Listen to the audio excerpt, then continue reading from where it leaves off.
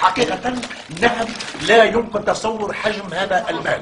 فعلا لم تسقط دولة الفساد بعد.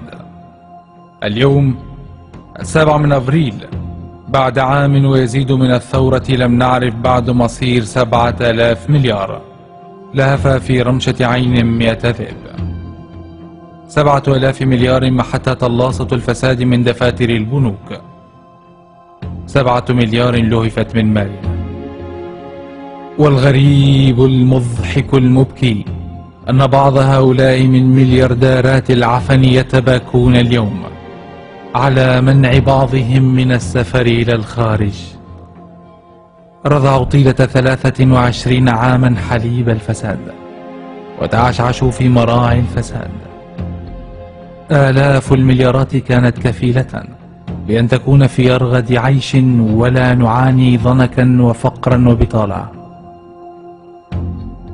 جرح غاير لم يبرأ بعد.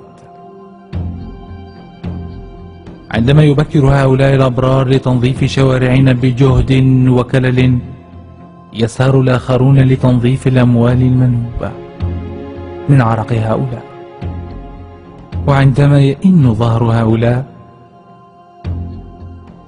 بحمل صناديق الزبالة، ينشط الآخرون بحمل صناديق المليارات نحو جنيف ودبي وبيروت.